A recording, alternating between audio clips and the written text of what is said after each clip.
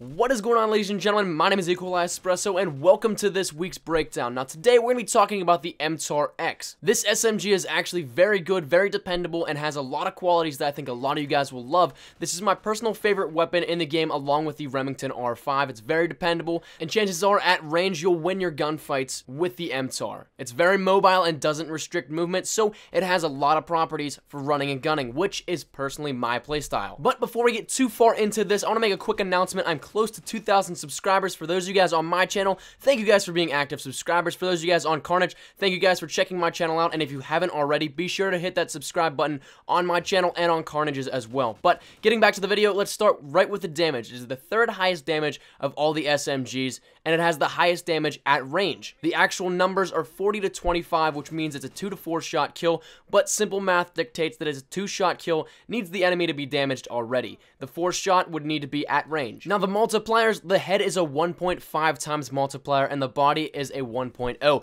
Headshots are always a great thing to go with tremendously. Now, one of the things I noticed about the MTAR while playing with this for months is that it's very susceptible to the knockback headshots. If you guys don't know what knockback headshots are, it is when you're being shot at, the flinch will create a perfect headshot while firing back, and it's something that's really kind of plagued the COD community in previous titles because it does take away from some of those skill-based gunfights that you need skill to win. So, in the case of this gun, it is actually a very big help, but in some other situations, it might not be what you want to see. Now, the range of this gun is what makes it special. The 2 to 3 shot kill range is from 0 to 15.24 meters, and the 4-shot kill range is 20.82 meters, and that is the highest SMG range of all the SMGs, like I mentioned earlier. So that in itself is one of the biggest reasons why it's so widely used in the Call of Duty community. It is almost a hybrid between an SMG and an assault rifle. Now, moving on, the mag size is the second largest mag size of all the SMGs. The Vepr is the only one that can pack more rounds into a clip, but you end up with 38 starting shots, 57 with extended mags if you choose to put that on.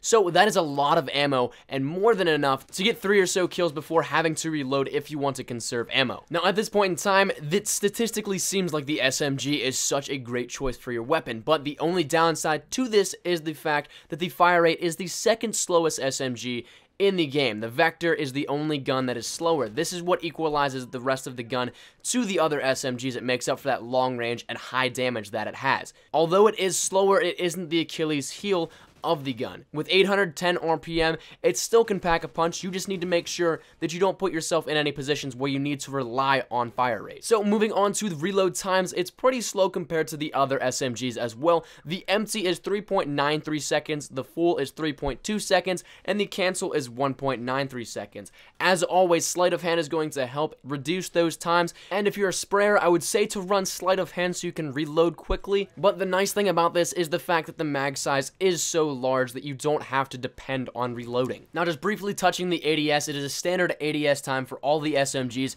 0.2 seconds. Quick draw will cut a little bit off that time, but not too much. But since it is so low, you don't really have to worry about it. So the last statistical property that we're going to go over today is the recoil. It is labeled as a high recoil, yes, but does it feel like it? Not really, especially when you know how to handle it. If you don't, grip is always an option. So the kick placement of this weapon is up of 59, down of -20, right of 59, and a left of -30. This will kick your gun up and to the right on your character model, but if you're in close quarter situations, you might not even have to ADS and notice this recoil because the hip fire of this weapon is very good. Steady aim only increases that skill that this gun has with hip fire. So now let's close off this episode with the things to run and my personal preference. Since the reload times are very slow and slower than average compared to other SMGs, I would suggest running sleight of hand or extended mags. This puts you in less situations where you have to spend 3 seconds reloading. Muzzle brake is another thing that I always run. It is something that already adds to the great range of this weapon, so why not make it even better? If you're a person that, like a lot in the community, can't stand the iron sights on this weapon,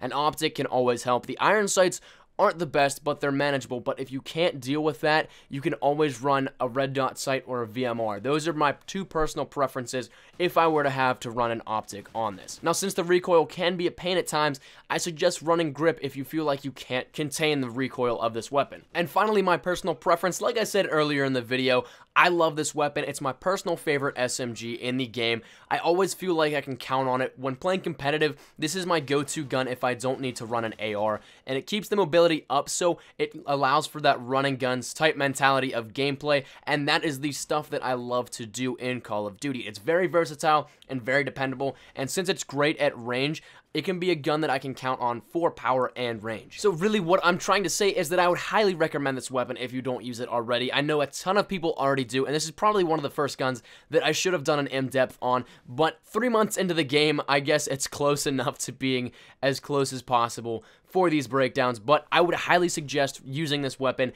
and if you're one of the few that haven't already, do it. That's been my time, ladies and gentlemen. Thank you guys so much for watching. I hope you did like this episode of my breakdown series. Let me know what gun you want to see next for next week's episode. I'm always open to suggestions, and I'm all ears for anything you guys have to say, so just let me know down in the comment section down below. Carnage, like I said, I'm close to 2,000 subscribers, so if you want to go check out my channel down in the description below, it'd be very appreciated if you could come out, support my channel, and subscribe if you like my content on my channel. Go be sure to check out Carnage's clan down in the description below as well. They got some awesome gameplays, stuff that just outranks my stuff completely, and I'm sure that you'll find something on their channel that you will like. If you did like the video, please leave a like rating down below. Any shares to your Facebook, Twitter, and or MySpace if you're an OG like that are always greatly appreciated. If you're new here, be sure to subscribe. We're on that road to 2,000 subscribers coming up here. Hopefully in the next week I can hit that. That'd be awesome.